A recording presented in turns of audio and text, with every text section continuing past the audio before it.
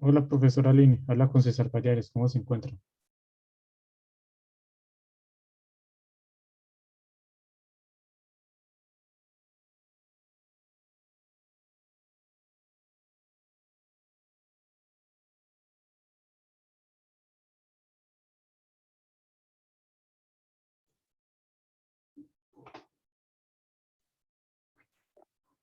Olá, Hola, profe. ¿Cómo está? Muchas gracias por estar aquí. tudo bem? Você é o César? Não. Sí, yo soy César. Ah, oi, Sí, César. sí, sí. Gabriel se conecta por ahí a las 10. Português com você, né? Eh, I don't know if it's better to understand the Portuguese than English. mm, I cannot speak Portuguese, but I can understand it. Okay, But no English, problem. no problem. Okay. So I entered a bit early in the meeting just to be sure that my sound and my video was okay, because of this technical issues is always a problem on the time of presentation. But yeah. I think Lizzie, it's entering some minutes. Okay, I will grant you permission as administrator so you can present. The video and your sound works just fine. It's perfectly. So, do you hear me well? Did you see me? Yes. Okay. Yes, Yeah. I'm just turn on my audio that was a bit loud, so that's perfect now. I think it's perfect. And if you can, I don't know if you, with this, it's better to hear with this microphone than to let open. So I'm using this Yeah. headphone to, I okay. understand you fine, no problem. So Okay. the translator will be connecting logins very soon. I'm going to talk him and just wait. So thank you very much, Professor. Oh, no problem. I will stay here just to, and when Lizzie, I didn't define with her who will present the slides. I have the slides here in my machine, and probably she as well. So Okay. you decided who will present the slides. Okay, no problem. Okay. You will be We both have a 20. co-host. Yes. Ah, okay. Yeah. Okay. So there is no problem. Mhm. Yeah, I'm going to tell to check also translation if it works fine. So Okay, César. thank you very Thank you much. so much. Mhm.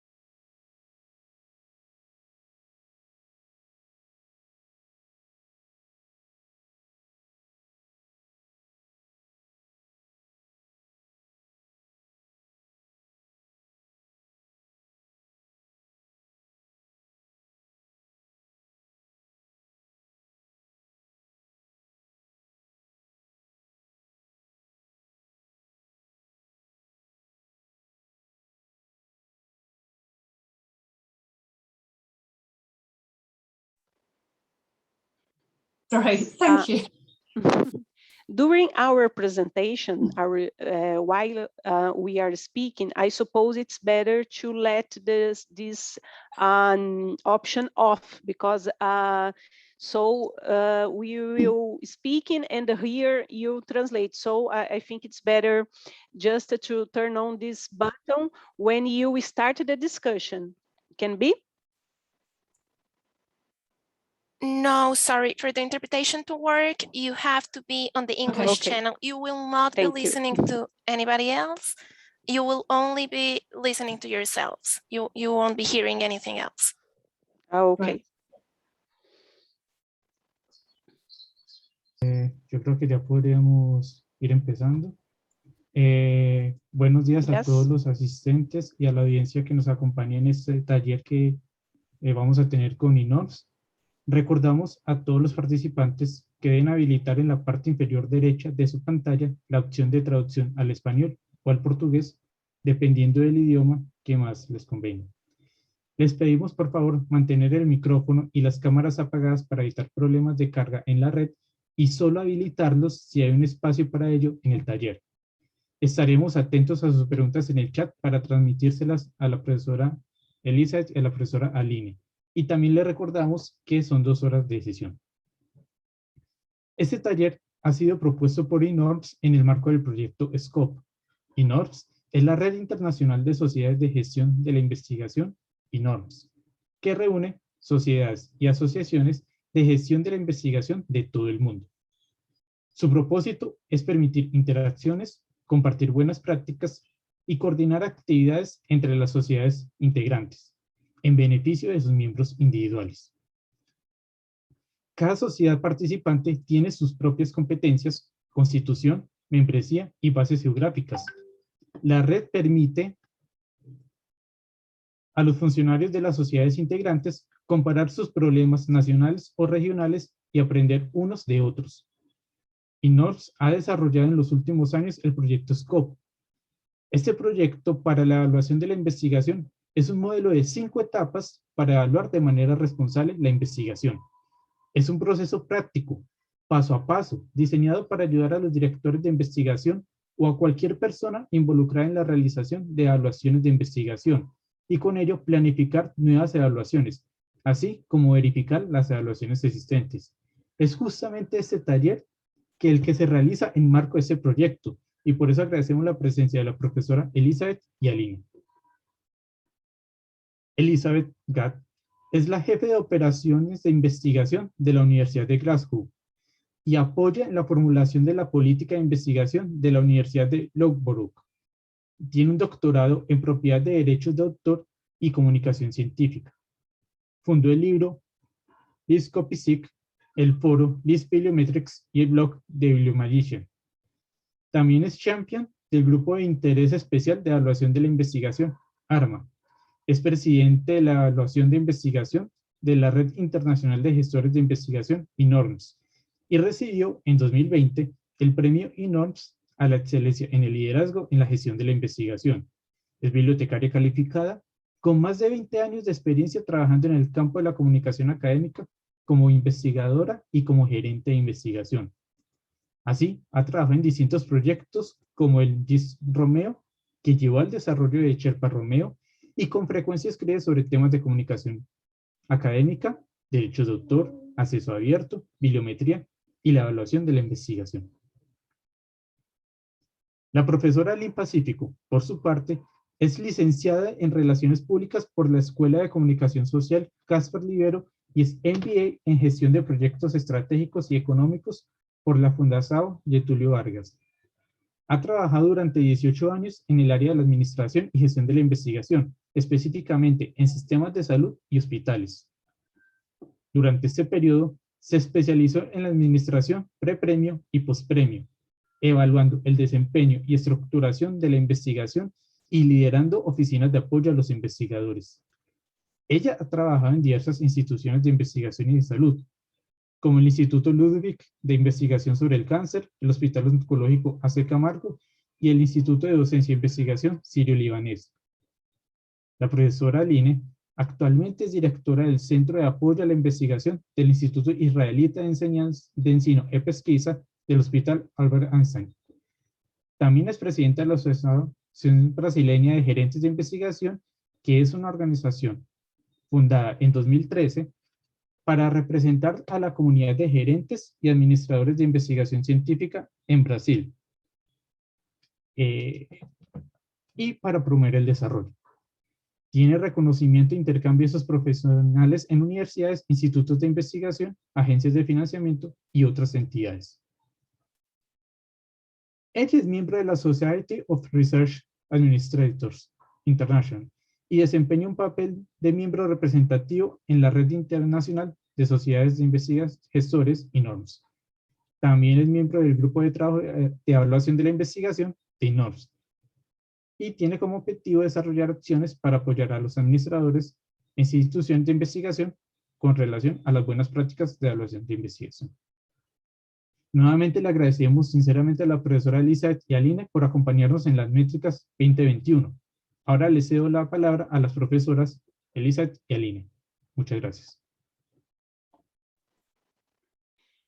Thank you so much, César, for your detailed introduction about us. Thank you so much in name of our group for this kind invitation. It's a great pleasure to be here today. So good morning, guys. Thank you very much one more time for having us here today. So we are here to introduce the Inarms Research Evaluation Group's work on responsible research and evaluation, and in particular to introduce the scope 5 steps process for undertaking responsible research evaluations. So the Inarms Research Evaluation Group is a group of research managers from 12 international research management societies.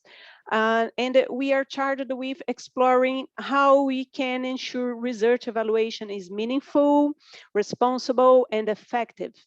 Lizzie is the chair, and I in this group represent the Brazilian Research Administration and Management Association, BRAMA. So our proposal today is to introduce the Inarms Research Evaluation Working Group's work on responsible research evaluation, to outline 5 arguments that can be used to persuade senior leaders of the need to evaluate responsibly, to introduce the scope 5-step process for undertaking responsible research evaluations, to enable participants to work through this process in real time using a real-life example, and to solicit feedback on the scope framework and consider how it might be applied in different settings. So let's start on introducing the Inarms Research and Evaluation Group. And actually, César said a little bit about our mother institution that it's Inarms, and I will talk about the Inarms Research Evaluation Group. That's a group was established in 2018 as a special interest group after an Inarms conference held in Edinburgh, in line with a demand from the research administrators community to consider how research evaluation can be made more meaningful, responsible, and effective. To this end, we have focused our attention on 2 work packages. The first one is Rethinking Global University Rankings that seeks to draw attention to the growing influence of global university rankings on the behaviors of universities and to consider how they might be made fairer and more responsible. It does by developing a method for rating the global ranks in accordance with community best practice criteria. You can see more about that in our webpage and in the article published in Nature and wrote by Lizzie in the link that presented in this slide. The second work package is engaging with senior managers around responsible research evaluation. These have produced 2 main outputs: a document called 5 Arguments to Persuade Higher Education Leaders to Evaluate Research responsibly, which you can also find in our web page, and it's also translated in 5 different languages. And the scope framework for research evaluation, which we are going to discuss here today. Despite the relatively short time in existence, we are very proud to have been mentioned in a Global Research Council working paper entitled The Changing Role of Funders in Responsible Research Assessment, Progress, Obstacles, and the Way Ahead, as one of the 15 movers and shapers, which is 15 initiatives that have been influential in shaping conversations about responsible research assessment across the international research community. These, among other quotes, are important acknowledgements that the outputs produced by the group have been welcomed by research administrators community and also by research institutions and universities, which are seriously willing the issue of evaluating their scientific results.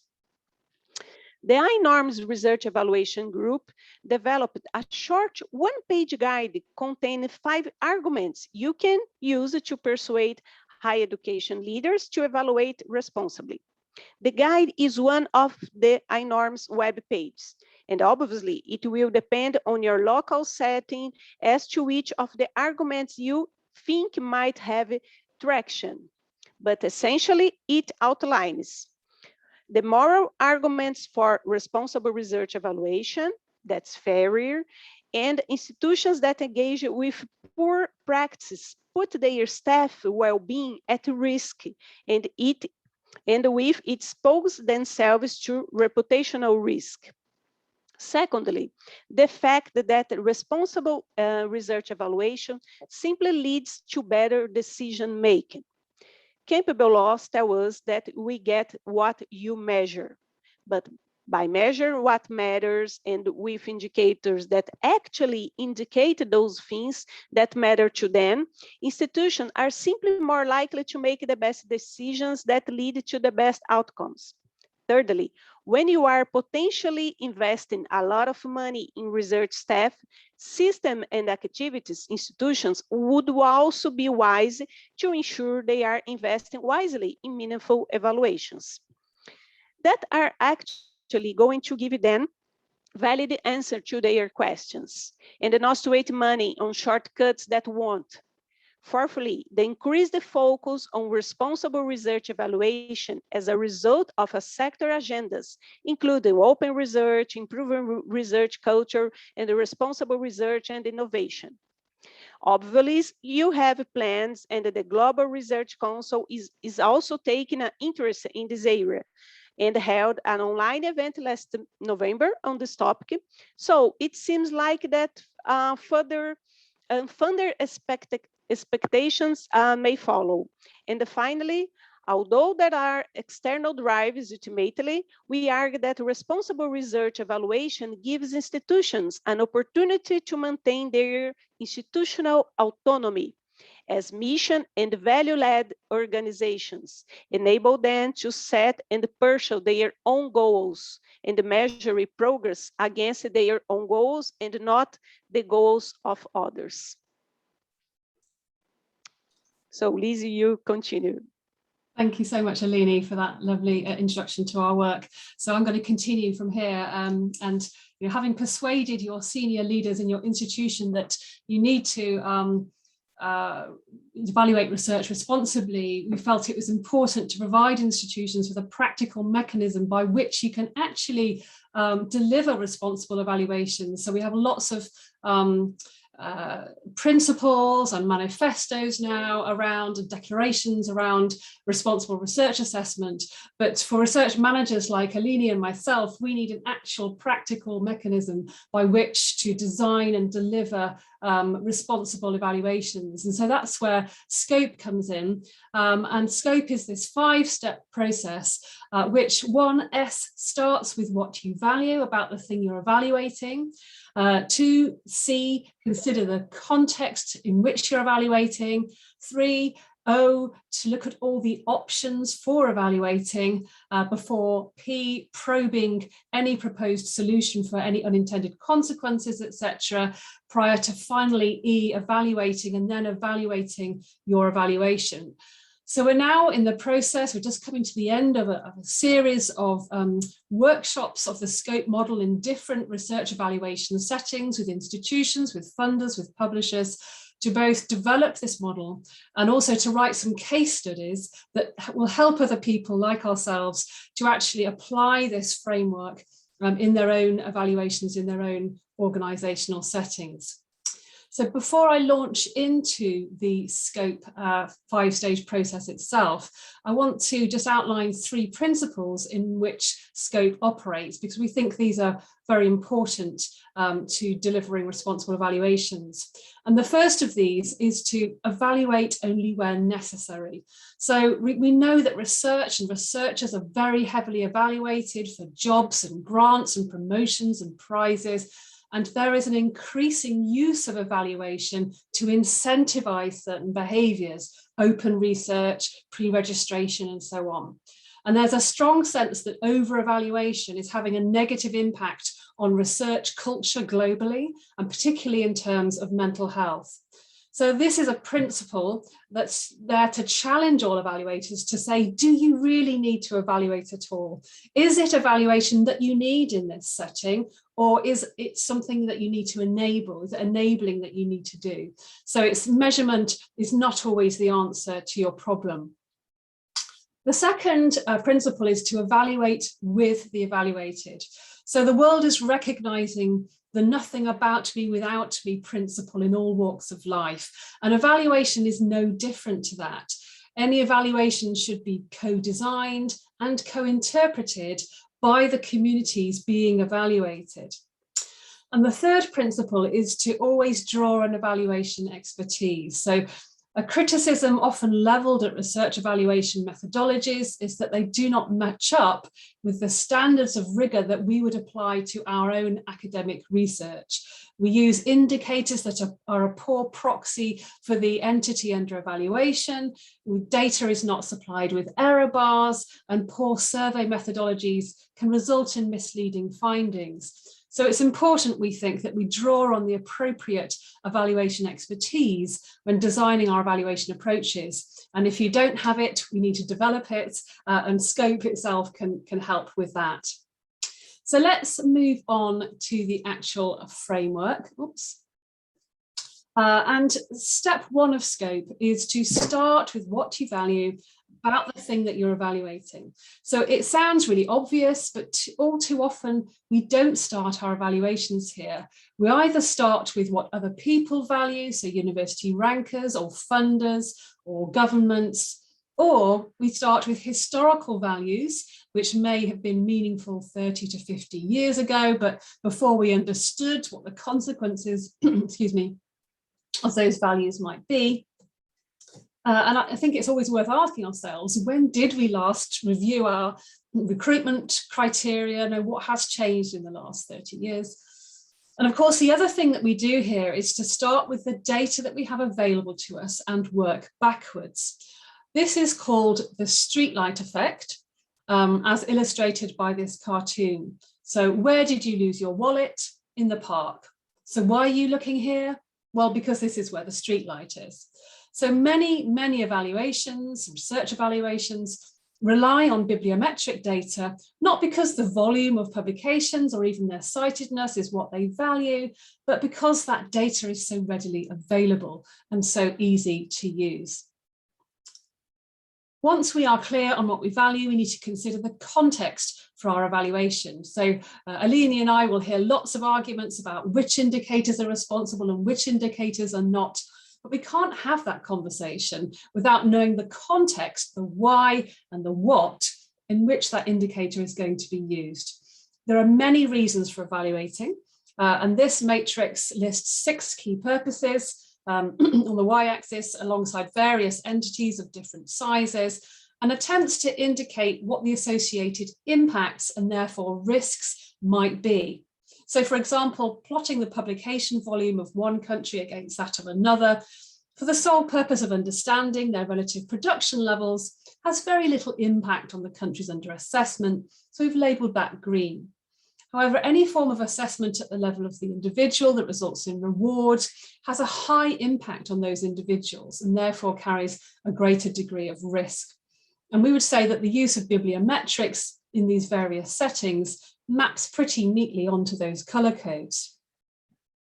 And of course, the other key context consideration is discipline.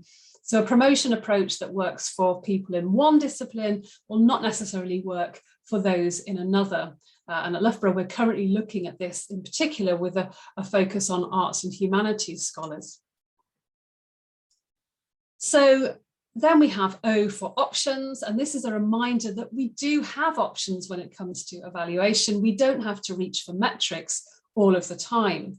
And the important thing to consider here is whether your indicator is a suitable proxy for the thing that you are evaluating.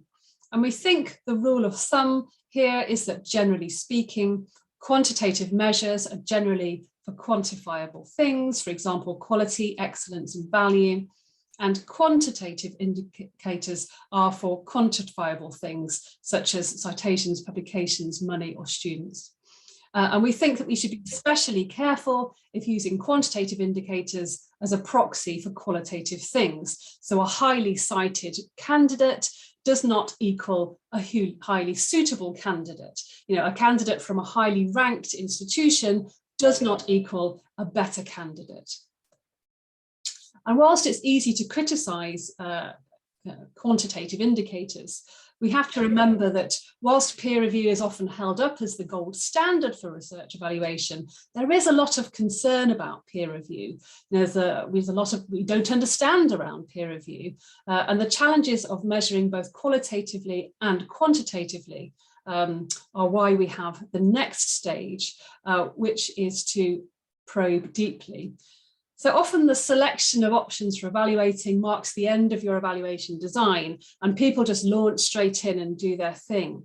But we think that there is a critical probe stage that needs to be considered first. And we think there are 4 key questions that need to be asked here. Firstly, who does this approach discriminate against, if anybody? You know, how diverse are the candidates that are regularly being rewarded by this evaluation process?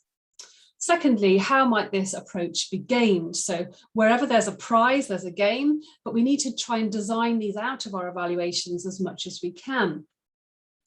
Thirdly, what might the unintended consequences of this approach be, both on the entities being evaluated and on those doing the evaluation? And finally, you know, does the cost of measuring outweigh the benefit? And of course, when seeking to fairly evaluate a large number of applicants or grants, the costs can be high. Excuse me. Just going to take some water.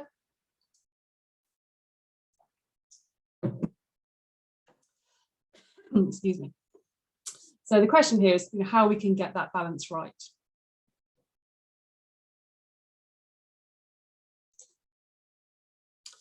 And finally, we get to E of scope, which is to then run your evaluation and to evaluate it. And whilst we present scope as this kind of linear step-by-step process, in reality, it is, of course, a very iterative process.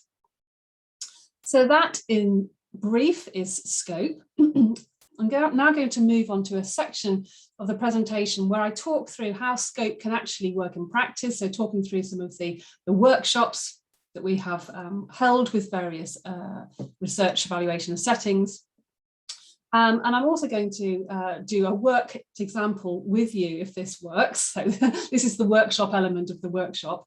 So as I mentioned, we've been running this series of workshops with different organisations, funders, universities and publishers to apply scope in some real life evaluation problems, to both develop the model and to generate some case studies that others can learn from. So we'd like to both share some of these learnings and some of the case studies and to work through this real life example with you so you can see how scope actually works in practice. So the three case studies that I want to draw on are these, and the first is from Loughborough University, where they've sought to evaluate their engagement with open research. How can they do that responsibly? The second is from the University of Glasgow, where they have just developed a new research strategy, and we're looking to evaluate engagement with this particular strand of that strategy, where they wanted to prize supporting the careers of others and to evaluate that. And the third is from Emerald Publishing, where they were seeking to evaluate the diversity of their editorial boards. So in all three cases, in order to adhere to our principle of evaluating with the evaluated, we held workshops with those who would be the subject of the evaluations. So we'd explore an element of scope, allowing a full divergence of views, and then we'd bring those views back into the room with the evaluators, those running the evaluation, in order to distill those learnings down into something usable. And then we take those ideas into another meeting with the evaluated to diverge out again. So there's this diverge, converge approach that we took to the workshops. Okay, so what did we learn and how can we work through this ourselves? So in terms of starting with what we value, I think the first thing we learned here is that this first stage is often the most challenging of any evaluation. We don't often take the time to think about what it is that we value. We're so driven by what we can measure or by what external bodies measure, i.e. rankings or perhaps a government national research evaluation scheme. But it's actually a very fruitful thing to do, and it really provides a guiding light for your whole evaluation. Another thing that we've learned during our workshops is that you can view values in three different ways: super values, values, and sub-values. And we've made these terms up, but what we mean by those is that super values at the highest level are these usually one single word. A lot of institutions have a set of values. They might be collegiality, transparency, inclusivity. And so we've got those super values in existence, but often whilst they're kind of useful as a high level overview of what an institution or organization values, they don't usually provide enough detail in order to design an actual evaluation. Then we have what we call the values themselves, and we describe these things as the things that you care about given your super values, and the things therefore that you'd want to evaluate. So you can understand your values by asking, how do your super values manifest themselves in real life? And finally, we might have sub-values at the lowest level of granularity, values that are kind of sub-values are kind of how your values might look and feel in an organization. So they provide an in-depth understanding of them, which can be really helpful when designing an evaluation. So how do you actually identify your values and sub-values? Well, the questions that we've been asking here are things like, how do your super values manifest themselves? What do you value about this thing you want to evaluate? What don't you value? So looking at the negative space around what we value is sometimes helpful to help us understand what we do value. What value results when this thing happens, for example. So if you're looking at open research, what value results from open research is another question. Or what does good look like? So what does a good candidate look like? What does good engagement with open research look like? What is a truly diverse editorial board, for example? So as an example, the University of Glasgow's research strategy seeks to embody three super values: collaboration, creativity, and careers. And in an effort to embed these super values in their institution, they identified an ambition to encourage support for the careers of others. And this was the value that they sought to evaluate, the embodiment of their super value, if you like. So having identified this value, they then sought to understand its dimensions in the Glasgow context through a workshop with stakeholders, and the final list of sub-values are listed here. I won't read them out, you can read them yourself, but you can kind of see there the difference between super values, values, and sub-values, the detail. And it was this detail that they used at Glasgow to inform their evaluation as to how they can assess whether somebody is supporting the careers of others. So that's an example around start with what you value. And what we're hoping to do, if this works, is to open this up to you now and to work through a real life example together. So the question is, imagine that you want to recruit a new researcher. The easy thing to do here is to look at their career history. What do we normally do? We look at their publication list, we look at any grant income that they've produced. But the question that we want to ask here is to go back to basics and say, but what do you actually value about researchers, and who's we? So is it us as an institution, or is it, you know, broader society? Because obviously researchers are here ultimately to benefit society. So we wanted to take a few minutes to think through this together. You can raise your hand and we can see if that works. You could contribute in the chat, and I think I can access the chat to understand this question. So what value do we think researchers bring?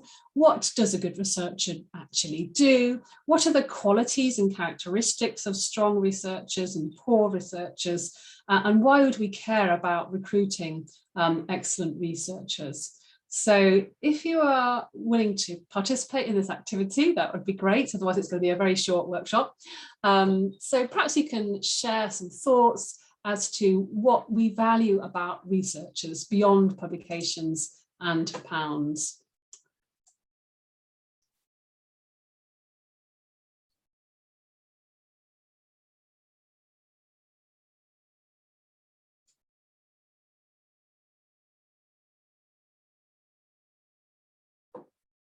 Feel free to raise your hand. I think César is going to do some oversight of hands raised. I don't think I can see hands raised from my presenter position, or to put anything in the chat that you want to put in.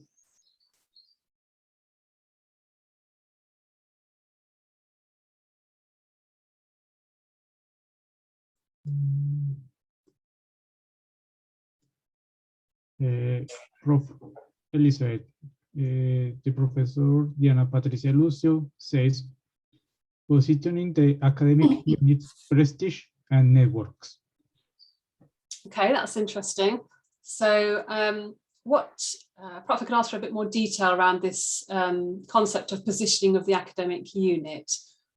Does that mean that you're interested in the position that they've had in a previous role if you're recruiting them?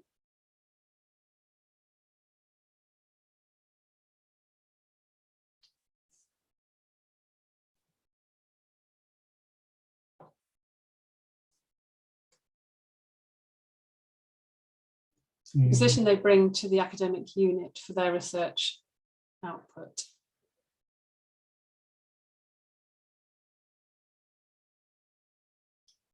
Okay, I'm not sure I understand the use of the word position in that context. Aline, are you able to? I don't know if Diana could explain more, but position can be also reputation of this research in their previous institutions. Is that something like if in my hospital I would like to increase my cardiology department of research, and so I steal someone from another hospital that's very good in cardiology discipline research. Is that it, Diana? Yes, precisely. Yes. Okay. Prestige it's a kind associated with the output yes. of the researcher. Yes. So Lizzie, it's here. I don't know, in North America, it's also important, but as research here, the field of research in Latin America is not so, you know, so well designed as in the North America. Sometimes the reputation of one person with one research, it's very important for all institutions. So I think, Diana, it's one person can change the environment of all unit, because you steal research from another institution, and so this unique person can and collaborate and improve all the researchers that must be younger or less experienced. I think this is what Diana mentioned about position. Okay. And there is another one, Luis Antonio said if researchers can collaborate, but he's also hands up. So if you can clarify, Luis, it would be great, please. Yeah, thank you. I guess the most important value for a researcher is the ability to try to share ideas and create new ones with others. And for me, what those good researchers do is to share and work together with other ones. No matter if you don't have, a good record of publications, the most important issue is the will to change things and to be open to think in a new way outside the box. That's the point. Thanks. Yeah, that is a really good point. To actually do good research, whether or not you've got a publication list is almost irrelevant.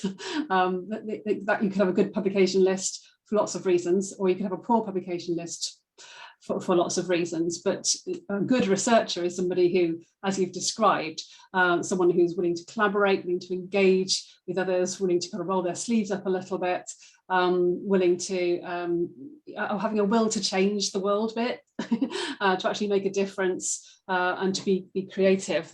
That's a really good list. Professor Sebastián Robledo also proposes good quality papers, important topics that could bring resources to university and networks. Yeah. So being part of being well connected, and I guess we're talking about looking beyond quality papers, but they are one part of a broad portfolio of things that we're interested in, aren't they? And that can and resource is the reality that we have to live with. So Sandra's put in the chat skills or ability to develop a research topic aligned with a part of the university's academic agenda. Yeah, that's a really good suggestion there.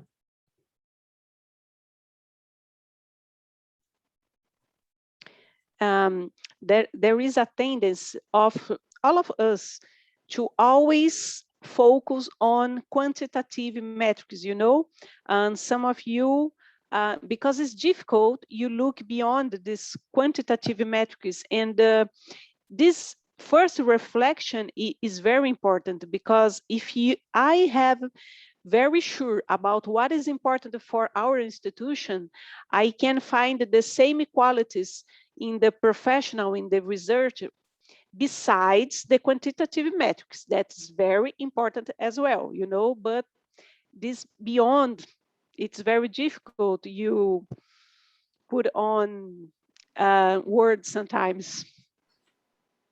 Yeah, it is difficult, isn't it? And we don't often take the time to do this piece of work. And when we are asked, it sometimes takes us a while to get our head in gear and to think, what is it exactly that we do value? But I think Diana's point around kind of position and leadership, I think is a really important one, and often one that gets overlooked. We don't want folk to come in and not be able to bring the team with them. The world has gone collaborative, as we've seen from some of these suggestions, and therefore we need people who are willing to work with others and lead a team, not just think about their own kind of career development. Is there anything else that anyone wants to contribute around what we value in this exercise? I've got a suggestion here, a nice long one. This is back to Diana.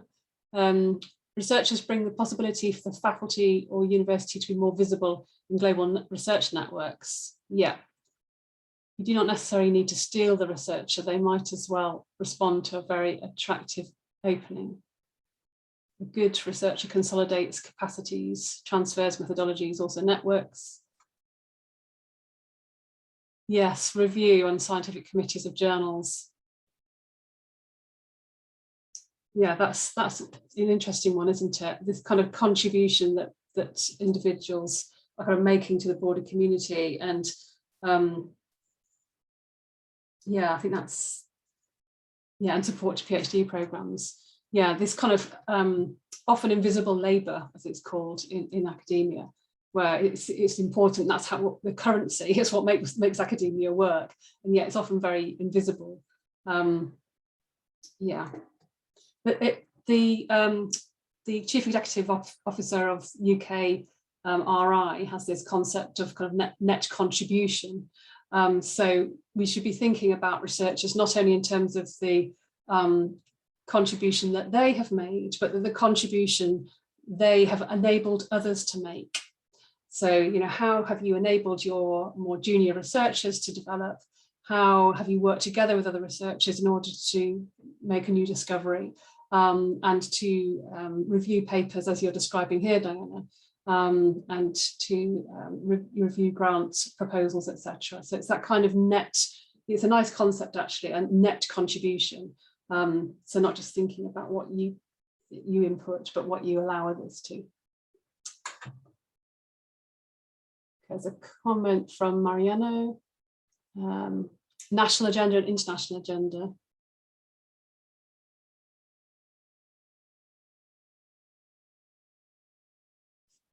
Yeah, and it's an interesting one, because that kind of international connectivity, we know is more, we know, for example, that male researchers tend to have stronger international networks and be more mobile, be more able to travel, more likely to have had posts outside of their home country.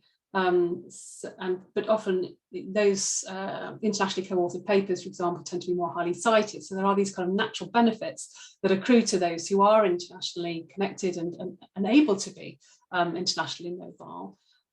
So how can we ensure that we don't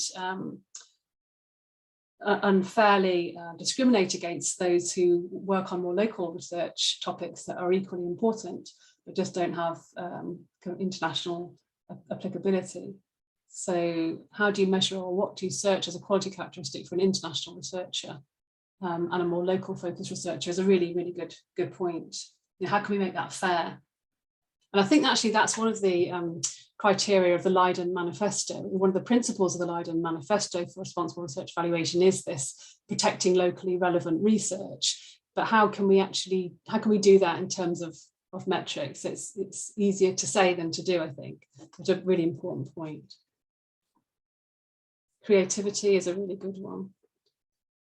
Thank you, Claudia.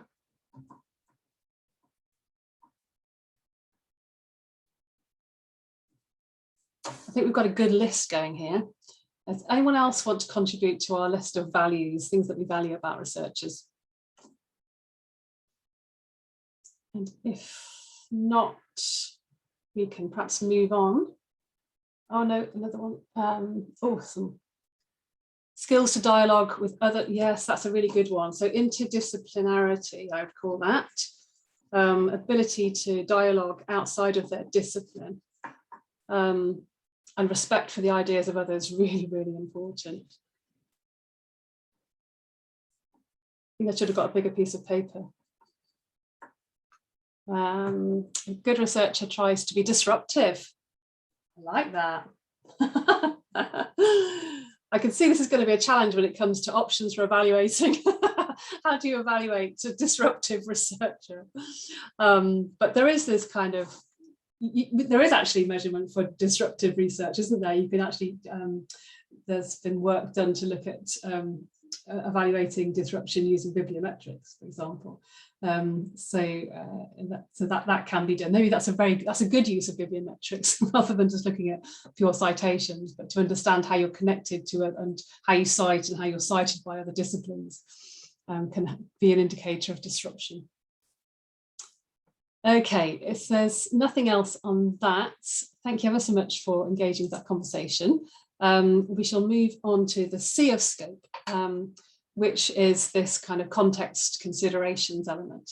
And in terms of what we've learned here, we have found it really useful, I would say, to tease out all the different contexts in which you might want to evaluate the thing that you're valuing, particularly as this does affect the impact of the evaluation.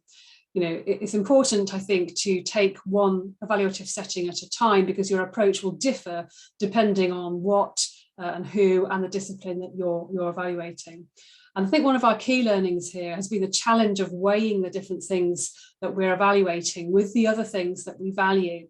So you can see from the list that we've already come up with around what we value about researchers, that, okay, if we might value all of these things, but which do we value more? If we're in an evaluation setting and somebody presents with 5 of these characteristics and somebody else presents with another 5, how would you then weigh those in your evaluation? We had an interesting experience with Emerald Publishing. So they were looking to evaluate the diversity of their editorial boards. And when we dug into the context question with them, it was clear that they were really seeking to incentivize greater diversity.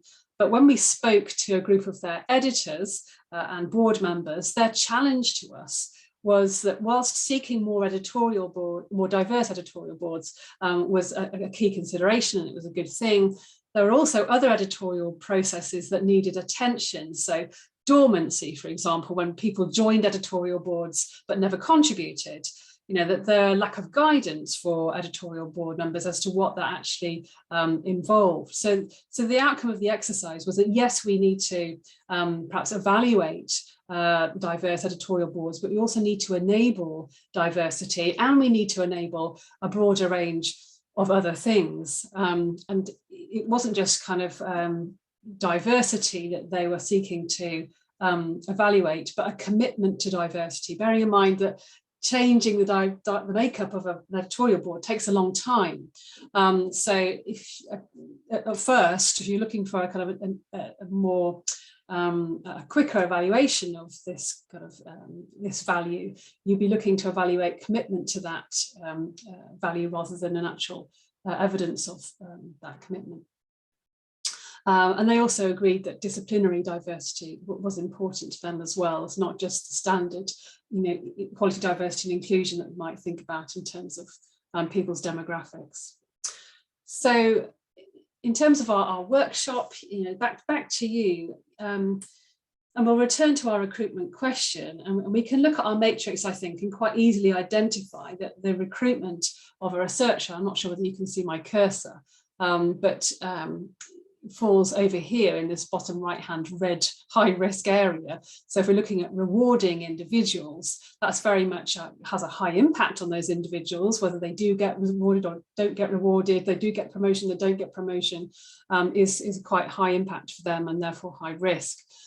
But perhaps we can have a quick conversation about how discipline might affect recruitment of researchers, and what disciplinary differences are there that we might need to bear in mind if seeking to recruit. Now, usually you will recruit within a discipline, but in some settings you might be looking to recruit individuals across disciplines. And even within a discipline, people will argue, actually, there's a lot of sub-disciplines and they've got quite different characteristics. So perhaps we can have a quick chat around how discipline might affect our recruitment of researchers. Any thoughts about that?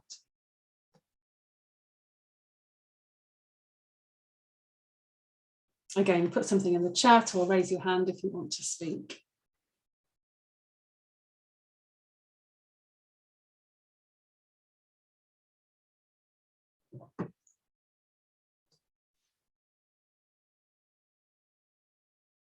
New researcher equals junior researcher is a question from Mariano. Not necessarily, I'm using the term quite broadly, but I can understand that might well be the implication when you see new researcher. What I meant was new to your institution, so it could be somebody more established. But that is a very good point in the sense that we would apply a different criteria, wouldn't we, for junior researchers? And when you're looking at career stage, that obviously has an impact on what somebody might present with in terms of their skills, certainly their papers, their grant income. So how do we make that fair? Can you compare somebody who's been working for 1 year with somebody who's been working for 3 or 5 or 10 years?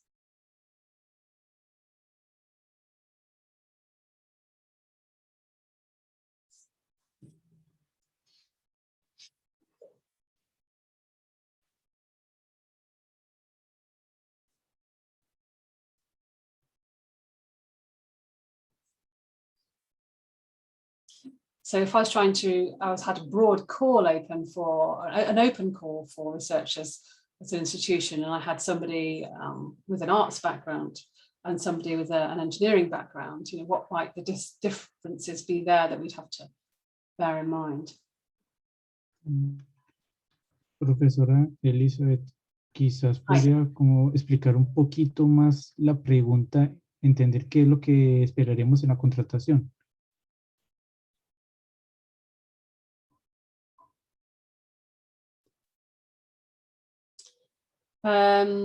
Okay, well, this is an imaginary scenario, so I can't give you any more detail because it's made up. But what I suppose I'm trying to get at is, what are the disciplinary differences that might affect recruitment of a researcher?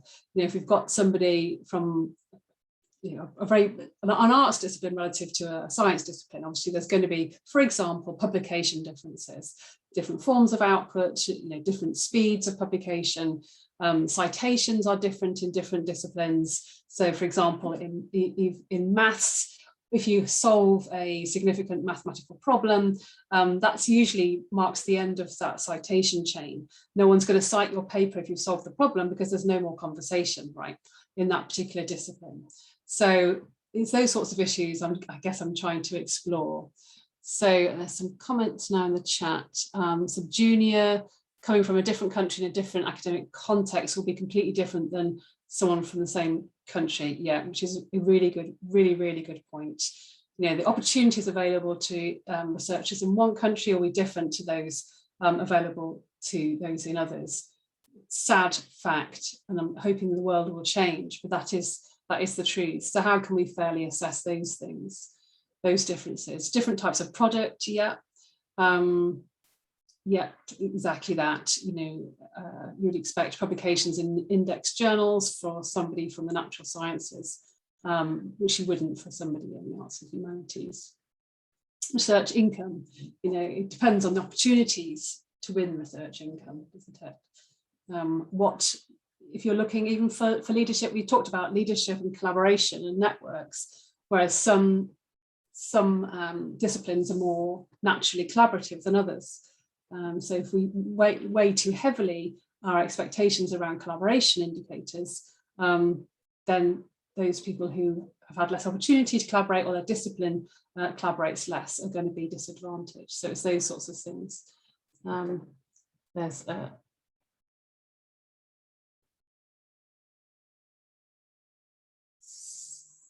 okay.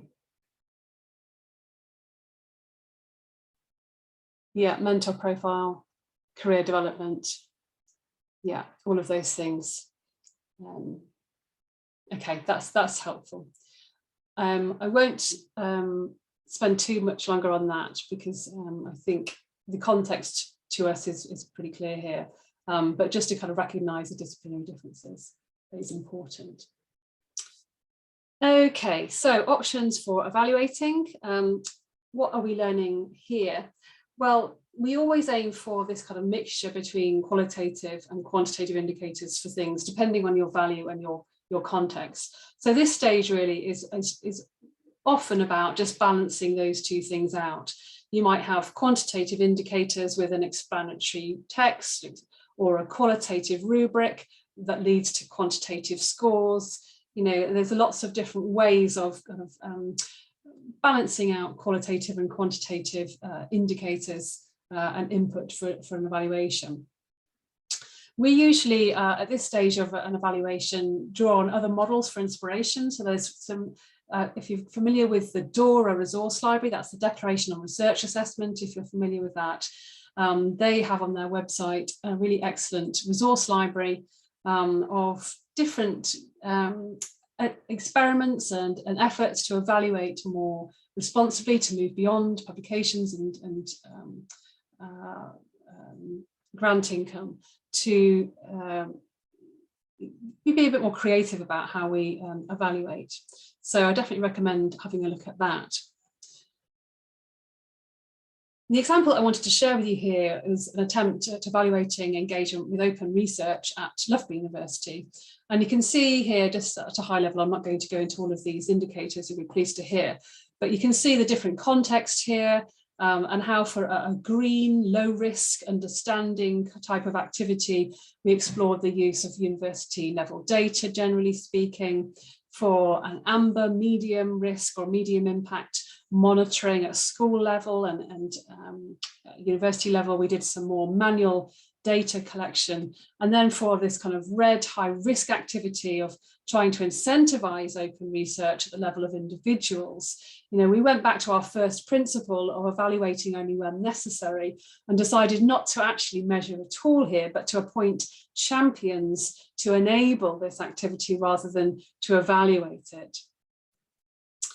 So when we go back to our example of considering this recruitment of our new researcher, given the values that we identified, so we've got things around leadership, around networks, collaboration, engagement, working with other roles, having a will to change things, creativity, the ability to develop a research topic, to engage with peer review, this kind of local versus international question, interdisciplinarity, respect for the ideas of others, and being disruptive. So that was our long list of values.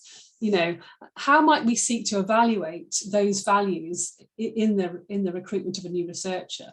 To what extent should this exercise be qualitative? So should we be looking entirely at peer review here to make sure that we're not using any discriminatory metrics? Is there a role for metrics here? To what extent might we use quantitative indicators to support recruitment of researchers? How might you balance the two? So perhaps we can have a think about that. And what if you have, so there's obviously a push now towards narrative CVs where researchers are given a kind of pro forma and they're asked to describe their research contributions, both their publications, but also their leadership, etc., in a narrative way. But what if you have 350 applications for this research job? How are you going to shortlist if we're looking at 350, or perhaps if these are 2-page CVs, 700 pages of text? Are we going to read them all? Should that be the expectation? You might think that it should be, but how would you shortlist? So I think we've already got a comment in the chat here. Oh, that's just Lithia saying she has to leave. Bye, Lithia. So what are your thoughts? So Louis. Thanks. The last point, to have a lot of possibilities, a lot of researchers to engage, to take into account needs and metrics now, to organize the people in terms of the abilities that can be shown in the institution of science, with publications in prestigious communication channels, in prestigious journals, editorials, and so on. So trying to figure out what people have the capacities to contribute to scientific work,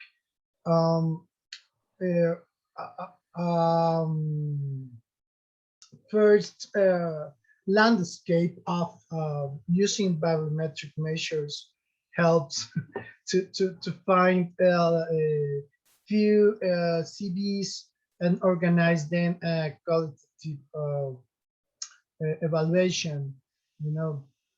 Talking with the people, okay, you publish in this type of journals, so it's okay, you have citations, but show me how this research can change life can improve the condition of the people, or for example, if you are your research is in pure mathematics. So what do you think this kind of structures and equations can help to do things, to, you know, for example, to free the mind and think differently? So the issue about the use of science and the way the researchers can translate their advances to other ones and create new things could be the best way for me to know the capacities and, you know, contract or hire researchers. Those are really good points. And that would be quite easy to do in something like a narrative CV, wouldn't it? And I think that's a common feature, that you provide your top 3 or top 5 publications or outputs, whatever that might be, but to not just leave them there, but to just say why they're important and to say what impact they've had on society or on your academic community. But because bearing in mind, some research is pure, some is applied, and for pure research, the only audience for that might be your academic community, which is fine too. But just to be able to translate the research, that's a good word, and kind of explain its impact and the importance of it is really an important skill. And I suppose the CV would, or whatever we're using, would help tease that out, whether the researcher has that skill, but also gives the assessors a better sense as to what their contribution is. Because you have to bear in mind that often a research evaluation is done by experts, but equally it can be done by non-experts, and we need to be able to develop ways of fairly evaluating by non-experts different CVs, different contributions, you know, comparing to grant proposals, for example. It's a challenging it's a challenging thing to do, but really, really important, I think. So thanks for that. So Mariana, you said you might work with an index as a proxy for choosing the best ones. Is that to do with publications?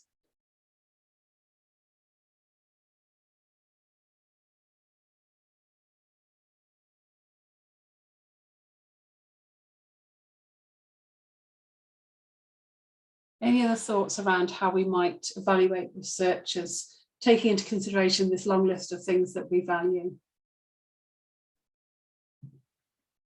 Are there any indicators beyond publications that we could use? Yeah, Diana. Thank you, Elizabeth. I think it also depends on the role you expect the researcher to accomplish. So perhaps if you want him also to teach, you may also want to look at teaching experience, supervision of PhD students, master's students. So I guess it kind of depends. Yeah, it definitely does depend. That's why we're trying to kind of work through it. But that's an interesting one. And I guess with something like teaching, you could assess their teaching by observing it, right? But they'd have to get down to the shortlist in order to be in that position. So then what indicators do we have of teaching excellence? Is it just courses taught? Is that feedback from students? You know, how can we get to the bottom of that in a fair way? Bearing in mind, go on. I would look at those two, like feedback from the students, but also experience in terms of teaching. Yeah. So if they do have any experience or not. Okay. Okay, so there's something in the chat. Thanks, Diana. Balance between the two also depends on how much the institution wants to invest in the evaluation process, which is a really, really good point. And actually something that we come on to in the probe stage. Unless there's any other points around options, I can move on to that now, because that's a perfect segue. I shall move on to the probe stage. So once we've kind of got our list of options and we started to talk about some indicators, and it's difficult in a hypothetical situation, I appreciate, you know, what we've learned here is this stage can actually be considered alongside our options. So every time that you propose an option, you might ask yourself, who does this discriminate against? You know, how might this be gained, etc. However, it does also need to be reconsidered after designing an evaluation, because as well as after running the evaluation, because some consequences can't be predicted. And it's also quite difficult to stress test your own design. So if you've come up with this fantastic new approach to evaluating researchers, or whatever it might be that you're seeking to evaluate, you know, confirmation bias kicks in, and we don't really want to destroy our approach by probing it too deeply, but we do need to do that. We do need to ask these really difficult questions around what impact our evaluation might have. So if we go back to our probe example at Loughborough University, where we're looking to evaluate open research, if you remember, you know, we asked, you know, who might this approach discriminate against? Well, in terms of open research, we know that not all disciplines have an equal opportunity to engage with open research at the moment.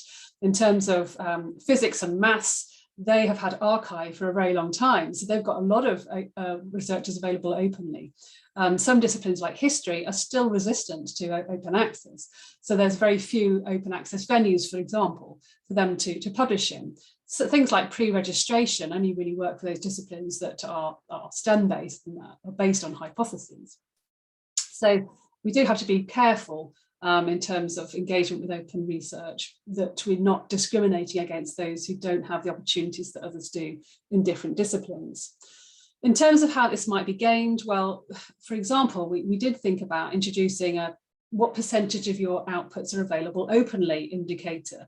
But of course, we recognize that if we did that, it might incentivize people not to put things on the repository, because if they're putting closed items on the repository, it's going to reduce their percentage of outputs that are available openly. But the fact is that some people have fewer opportunities to publish openly, so that's fine. So we had to think about that.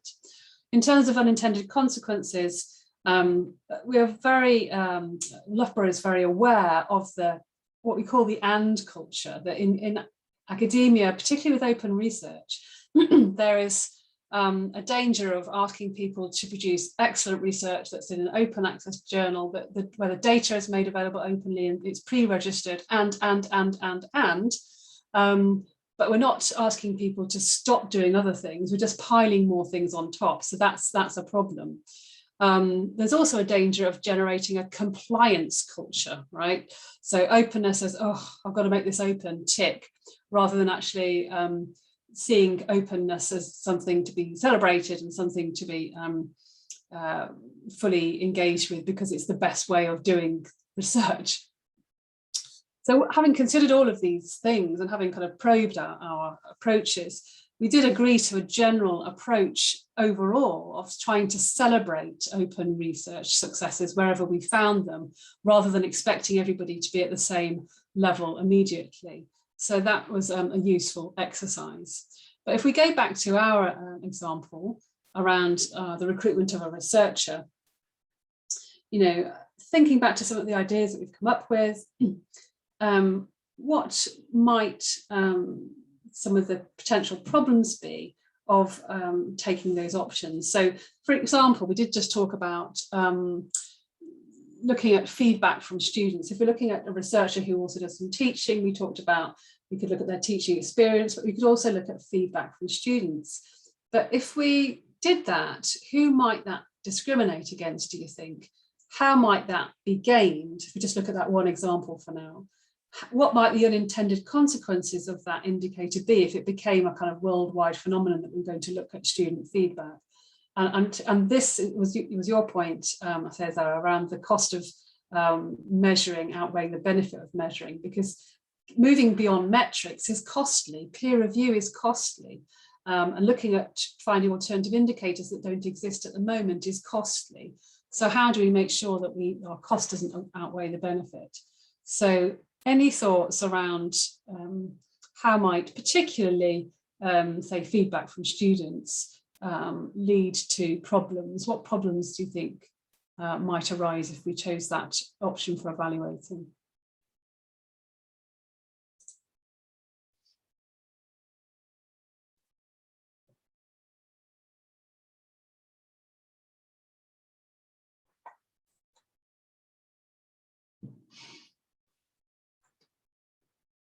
Again, feel free to raise your hand or put something in the chat. Tenemos comentarios en el chat. Barriers for new or unexperienced researchers. Yeah, absolutely. So how can we make sure that that is fair? So not all researchers get the opportunity to teach. So how do we make that parable?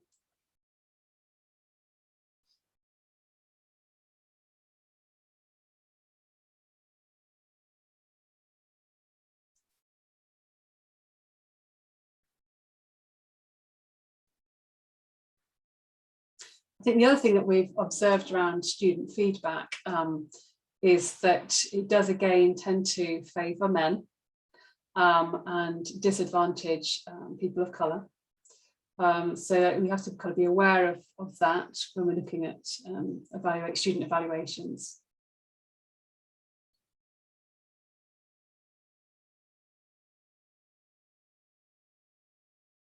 Are there any other probe issues that we might want to look at when we're seeking to recruit new researchers? Perhaps we can talk about how we might make that assessment. So I think one approach is, once you've created your shortlist, to have a look at it and sense check who has been shortlisted relative to who applied. If we're looking at kind of demographic data, for example, did we have mainly women apply but only men have been shortlisted, for example? Do we have mainly applied researchers apply, but only pure researchers have been shortlisted? So that's one way of sense checking our evaluation criteria, making sure that it's not discriminatory.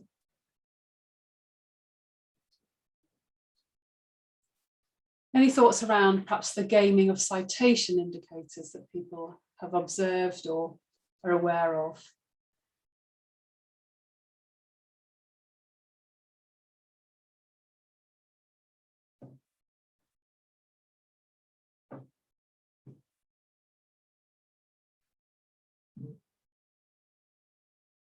Yeah, citation cartels. Feels like every other week in the kind of higher education press, there's some new shock story around a citation cartel, institutions that agree to cite each other, journals that agree to cite each other, individuals that agree to cite each other. And that's a problem.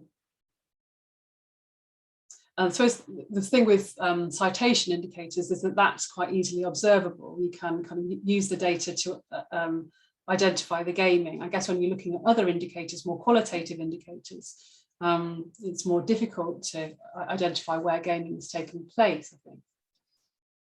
Any thoughts around the fairness of things like narrative CVs? Do you think could foresee any problems with narrative CVs?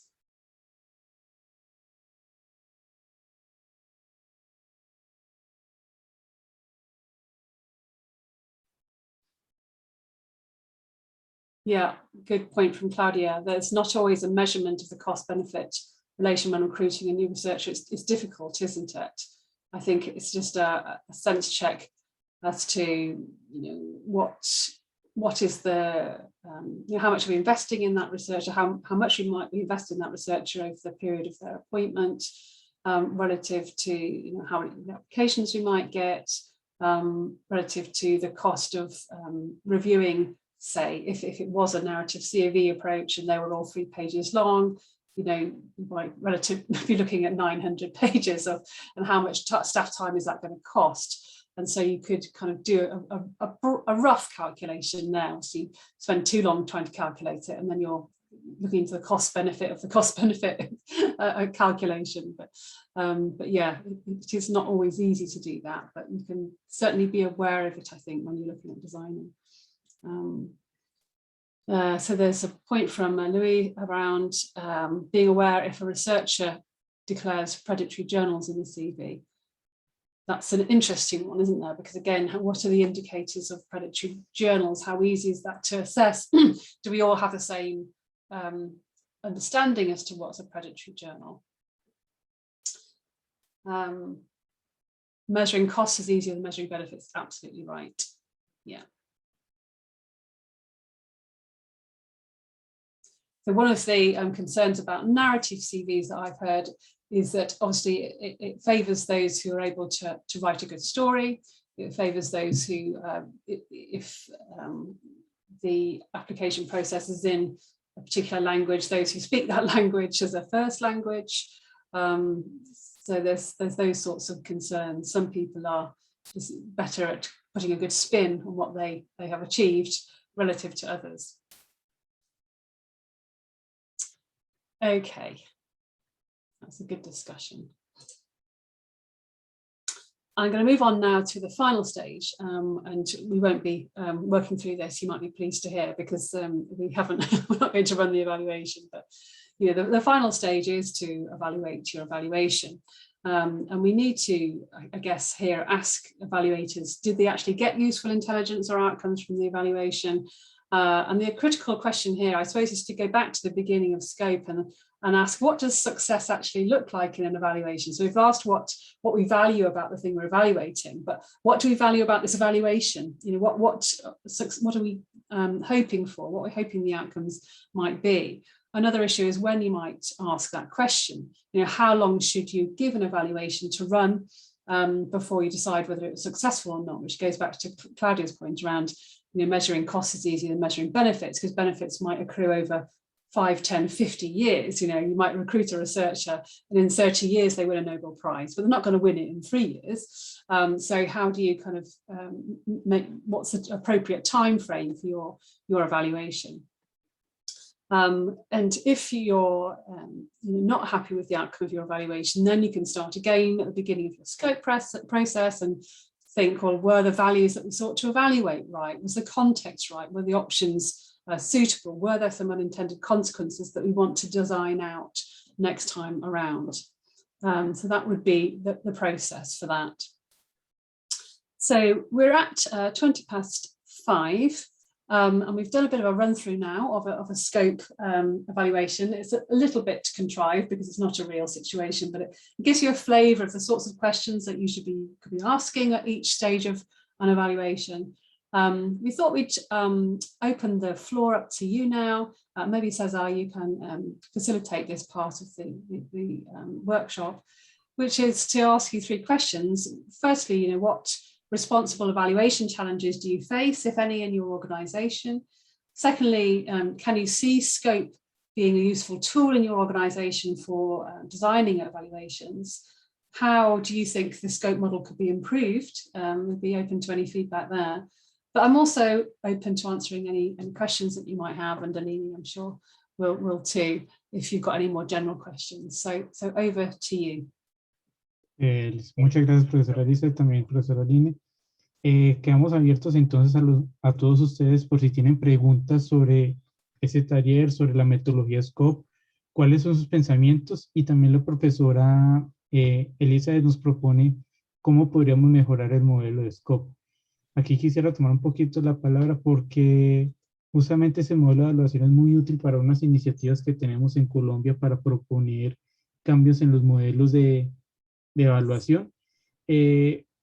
Un elemento sobre todo a nivel de las instituciones, y es muy necesario tener esas dinámicas o esas lógicas de pensamiento para hacerlo ajustado a los indicadores.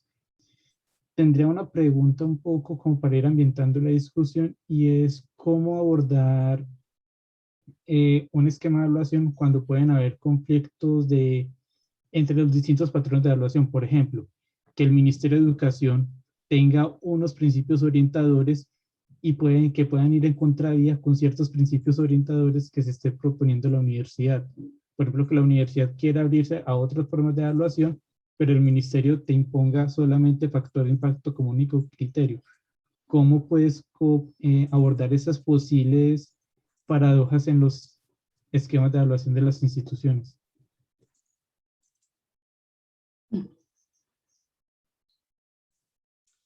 Yeah, it's really difficult, isn't it, that? And I often talk about playing and changing the game, that we have to, as research evaluators, we have to do a bit of both, because we can't ignore the realities, the funding realities our institutions find themselves in. We have to recognise that certain criteria are being applied to us, but we can also, I think, try to persuade and to lobby those in positions of power, those who are who are applying these criteria to us, to try and persuade them of alternative ways of evaluating research that might ultimately serve their interests better. So if they're seeking just to measure, for example, citations or grant income, to help them to understand the corollary of that, 5, 10, 20 years down the line. So, China, I think, is a good example there, and that they were very fixated on publications in Web of Science-based journals, and kind of cash prizes for publication in high impact journals. And they have recognized now that actually that wasn't serving them very well. And they've got a much broader approach to research evaluation now, which takes into account a wide range of journals, looking at local versus international and so on. So there's, we can point to other examples where evaluation approaches have changed for the better. And I suppose that kind of the 5 arguments, although that was aimed at senior managers, could equally be used, I think, to persuade those in other positions of authority in governments and ministries and so on, because it's all ultimately around better decision making, isn't it? About is what you're measuring actually what you value about institutions, researchers. If you keep on measuring these things, are you still going to have a vibrant research community in 10, 20, 50 years? And so it's that kind of lobbying piece. So you do have to play the game to an extent, we all do, but it's also having those conversations where you can to try and create change, I think. I think that's all we can do.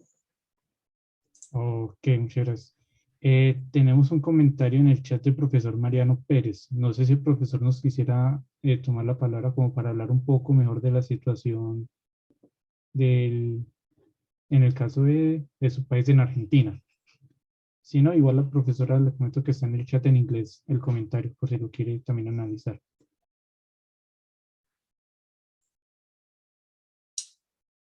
Okay, no hay problema, So struggling with a specific data, in our case, as a research group in the hard sciences, not to mention National Council for Research do not assess internationality, which is our subject for evaluating our researchers.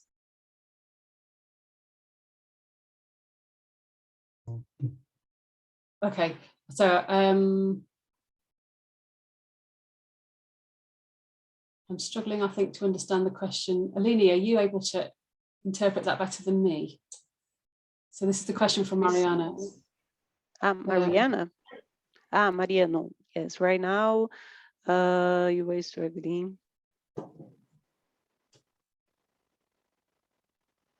Ok, de pronto él se refiere que en sus iniciativas de evaluación, dentro del esquema de evaluación argentina para hablar los investigadores, no se incluye la parte de internacionalización de la ciencia, o sea, que los datos no incluyen la parte de internacionalización de la ciencia, y es uno de los elementos que el ministerio evalúa dentro de sus procesos. Hay un problema en los datos. Yes, it's very difficult when you have your discipline, importance of some indicators or what you value for your discipline, but you have to respond to some federal government patterns or indicators. Here in Brazil, we have, I don't know if all of you know, the CAPES. CAPES is the organization that rules the graduate programs. And one important that CAPES include in their evaluation for the programs were internalization. Because for the graduate programs, it's very important that you started to publish with international collaborators. So, but this is important for all researchers in Brazil, and CAPES stays, they took more longer to include that in, so you have to be patient. This is, and as Lizzie said, you have to mobilize the community to ask for the third institutions that rules those things like funders, not only, I don't know if in Argentina, Mariano, if Argentina has a institution that rules the graduate programs, because I believe your group is inside a graduate program, PhD, MSc. And so I don't know if there is this institution that rules this kind of these programs. And the very important, the researchers and the community ask for them to include in this evaluation the internalization, because so it's, for me, it's kind of it's something very basic.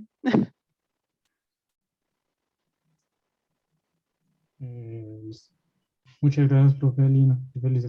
También tenemos... Yes, it's a gray zone. Yes, Mariana, it's a gray zone. And sometimes that's the problem, because how they measure the internalization by counting international collaborators in the papers produced by the program. So you come back to the metrics indicators. So it's sometimes it's a kind of frustrating.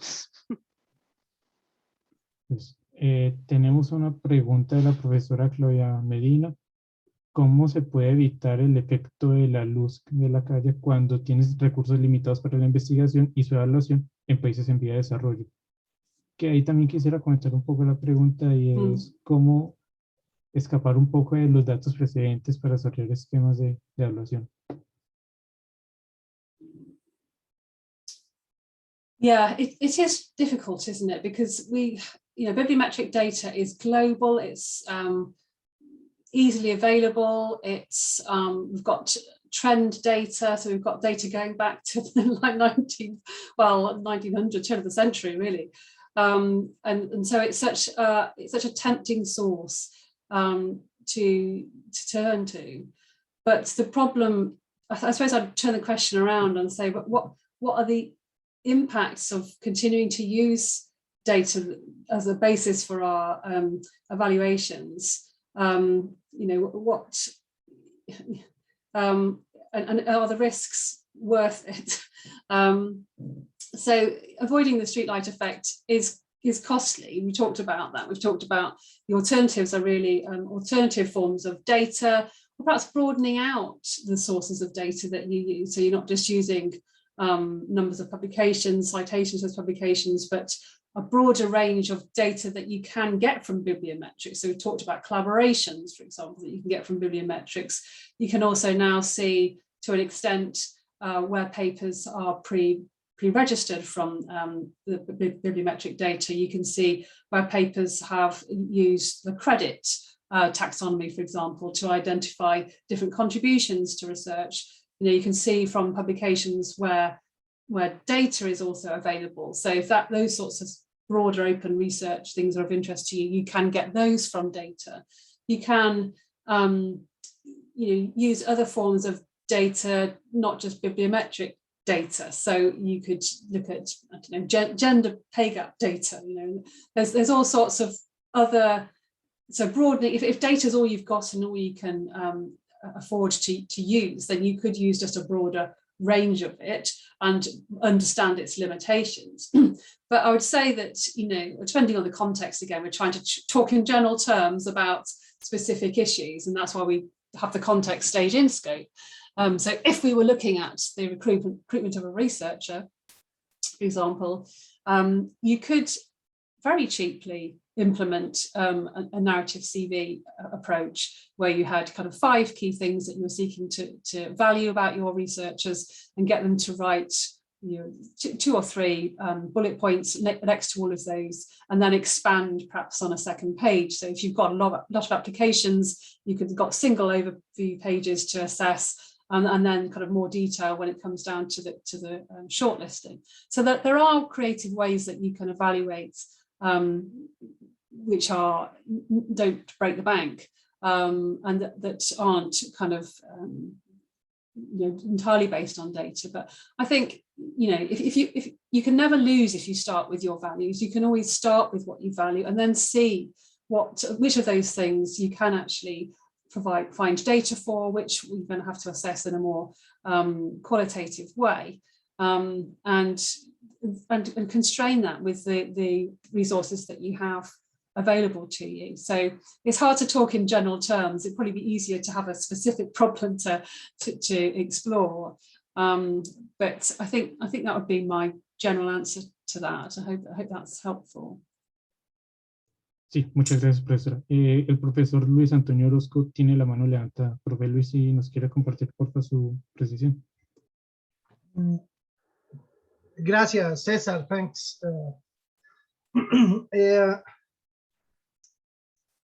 The scope methodology could lead to and give us the possibility to open the subjective evaluation, talking with the people and trying to grasp information without using bibliometric indicators, and create a perception about the capacity of the people. But it also have a big problem because who makes the evaluation could be skewed towards one group of people instead other ones, and the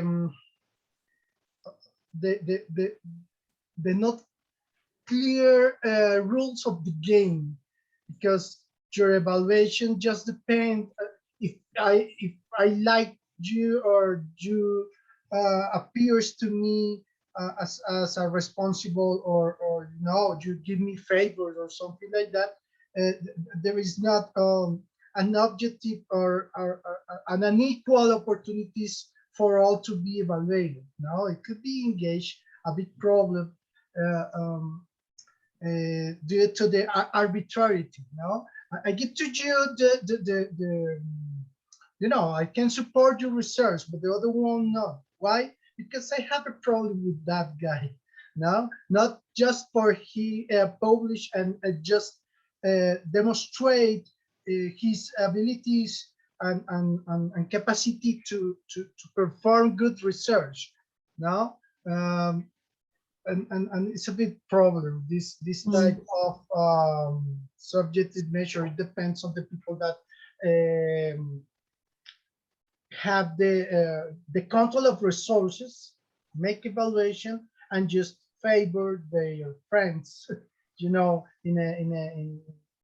I give to you, you just give to me. When if I am a dean for 5 years, and you will be a dean in the next 5 years, so I can help you now, and you will help to me. But what about the other ones that are in this, a small community or something like that? The arbitrarity could be a big problem in this approach. How to overcome these shortcomings? It's the perennial problem, isn't it? And we do hold peer review up as this gold standard. But I guess that's the point I was trying to make in my presentation, is that peer review is also problematic, and we've got all sorts of data emerging around bias in peer review, bias against women and those for whom English is a second language, and there's all sorts of biases that play in peer review, which you've identified quite correctly. So there's work now on kind of double-blind assessment of researchers, so you don't see their name, but in a small community, it's hard because you know who everybody is. Thinking about the diversity of those on the assessment panels, ensuring that you do have great diversity there. Looking at kind of independence of, so having an independent assessor of the assessors, if you like. And in some peer review situations now, sorry, grant peer review situations now, some people are experimenting with having, for example, an EDI assessor on that panel, someone whose job it is to actually say, no, that's not fair, no, that's biased, are you sure you want to use that term, can I just challenge you on that? You know, so somebody who on the panel whose job it is to do the probe stage of scope effectively, to actually kind of say, to challenge people, because very few people are intentionally biased, but we're all biased, right? We all like people like us. We all kind of lean naturally towards people who are like us. And so we do all need challenging on that. And I think that's an important thing to accept. And, you know, and I suppose this is why we, when it comes to options in scope, try to apply both qualitative and quantitative approaches, because as I say, we think peer review is marvellous, but actually some indicators can help us understand where our peer review goes wrong. And there's a very good example of this in the UK Research Excellence Framework in 2014, where one of the computing panel members, so the UK Research Excellence Framework is a peer review assessed process, and we're going through it at the moment actually. So people submit papers and they're actually read and they're actually scored. 4-star, 3-star, 2-star, 1-star. And one of the panelists looked at the scores and he ran a citation analysis on those peer review scores and found that actually they did largely discriminate against women over men, against applied disciplines over pure disciplines. So based on that, on the use of citation indicators, they revisited their peer review and went through the process again, because it was clear that the peer review process wasn't perfect, and the metrics helped them identify that. So we can look down on bibliometrics, and you know, and I suppose I'm in danger of doing that. But actually, metrics can help us just to double check and sense check where our peer review might go wrong.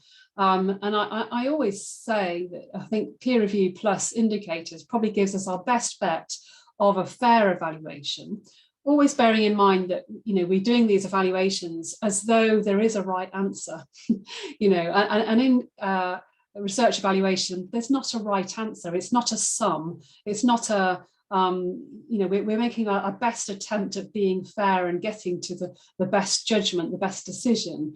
But it's not it's an art and not a science, I think, is what I'd say. But great question, thank you. Muchas gracias, profesor Luis. Elizabeth, si hay una persona más del público que desea hacer alguna pregunta, si se animan, ya sea en el chat. En el chat ya tenemos una pregunta, profesora Elizabeth. No sé, ¿la puede leer? Hola. Okay, there's a question from Diana, I'm just reading. So would you say that the evaluation for recruitment should be different than evaluation for moving up the academic ladder? Or should both processes rely heavily on a combination of data and quantitative, qualitative, reflexive processes? I would say that they would be slightly different, but in many cases, in many institutions, they would use the same or similar mechanisms. And I think, you know, as a sector, it would be helpful, I think, if we could move towards some kind of international standardization, if that was possible, at a high level. So there's a lot of experimentation around narrative CVs, but the narrative CV is challenging for researchers. It takes a very long time to write one. And if the requirements are slightly different across different funders, different institutions, different countries, that's a lot of time gone into that. So if we could develop some kind of, this might be pie in the sky, but some kind of standard academic narrative CV that goes beyond unhelpful publications and grant income indicators, then I think that would be helpful to people. But I think the sea of scope is this context thing, right? So you're thinking, what is the context here? And evaluating for recruitment will be slightly different to those moving up the ladder, because I think once you're in an organisation, you will understand its mission, its context, its the things that are valued in that organisation. So they'll give you, once you're in an organisation, you'll have more opportunity to engage with the things that matter to that institution. So if you've been there for 5 years and you're seeking to progress, there will be more of an expectation, a reasonable expectation, that that person has is embodied the values of that organisation and therefore should be able to demonstrate that. Whereas if you're coming in new to an organisation, that's not such a fair expectation, because you might have come from a different part of the world where, for example, open research might not be prized at all at that institution, but the institution you're moving to does prize open research. And so you've got to have different expectations at recruitment stage than you would if someone had been at an organisation for a period of time. They understand that institution values open research, and therefore they should have had an opportunity to engage with open research and to progress on that, for example. So I think that they would be slightly different, and you would want, but that there probably would be overlap in some areas as well. Muchas gracias, profesora Lizeth. Ya de mi parte tendría una pregunta adicional que me llama mucho la atención por mi experiencia en la gestión de la investigación. Es cuando hay criterios que son transversales, que tienes que comparar distintas áreas de conocimiento. Pongo un ejemplo: cuando tienes unos recursos de una convocatoria y los debes distribuir entre investigadores de distintas áreas del conocimiento, ¿cuáles pueden ser esos o cómo se ajusta scope para esos momentos de comparabilidad entre distintos actores que tienen distintas características? Puede ser un profesor de ciencias sociales y otro profesor de ciencias exactas, o cuando tienes que asignar un candidato para ocupar un perfil que puede ser transversal, como en la elección de un gestor de investigación. ¿Cómo es el proceso de comparabilidad entre distintas áreas bajo esa metodología? It's a really Yeah, it's a really good point, and something that actually at Loughborough University they're looking into at the moment in terms of promotion criteria. So how do you ensure that a promotion application from somebody in a hard science is judged fairly against one from somebody in the same department who might be a social scientist or even a humanist, And a way that we've approached that is by applying the scope process to the identifying what it is we value about outputs in particular. There's a particular piece of work I'm referring to, which is looking at outputs in the humanities relative to outputs in STEM subjects. And it got them to think about what is it that you value about outputs in the social in the humanities, and in particular contexts like recruitment or promotion. What are our options for identifying indicators that a non-expert can use to fairly compare your submission with a submission from a kind of more science-based institution, or discipline. So it's so that's how the process has been developed and applied in that particular setting, so that we can come up with clear sets of comparable criteria. So if you've hit these sorts of indicators as a scientist, and you've hit these indicators as a humanist, so if your portfolios look like this, then they'll be comparable. So that's the work that's going on there. But you do have to apply scope separately, I think, in those different disciplines to understand what it is that you value, and just understand what is a comparable set of indicators for example, somebody in a promotion case. And I guess the same would apply to trying to distribute funding, to understand what does good look like in those relative disciplines, and it would be the experts in those disciplines that decide those things. and agree what's comparable, and then you can fairly evaluate different disciplines for different contexts. Muchas gracias, profesora Elizabeth. Tenemos una pregunta de la profesora Ana Teresa Capies, pero me gustaría pedirle a la profesora si nos la puede aclarar un poco mejor. Ella nos indica por qué se hace el arbitraje en los documentos. No sé si la profesora quisiera abrir el micrófono o aclararnos en el chat un poco mejor a qué hace referencia en su pregunta. I didn't get that translation, so I don't know if it was a question for me. I'd welcome that.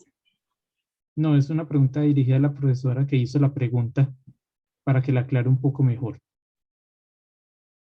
Si es posible.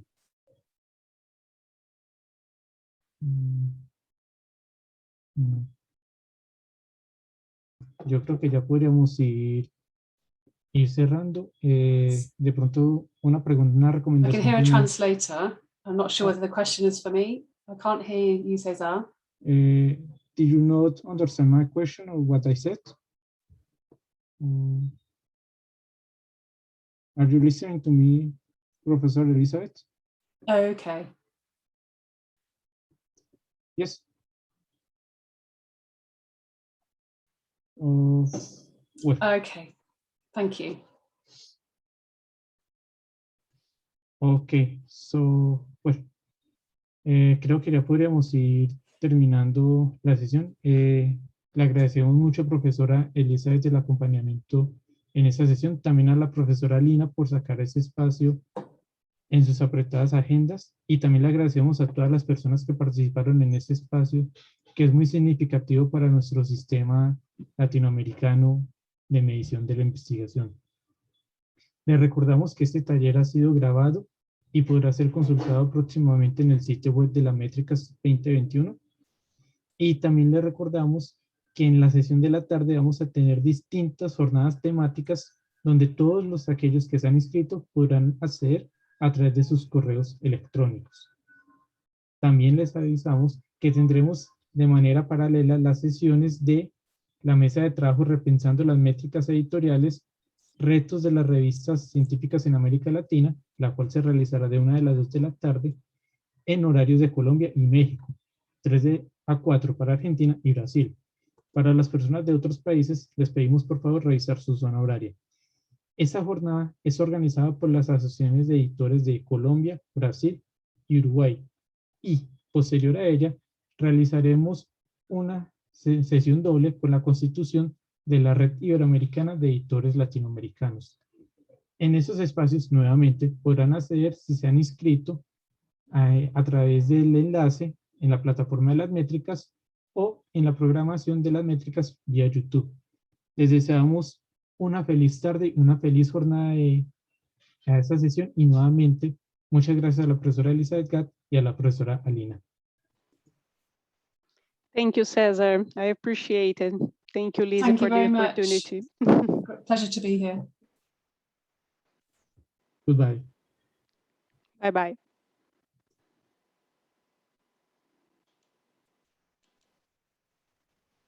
Gracias, hasta luego, feliz tarde.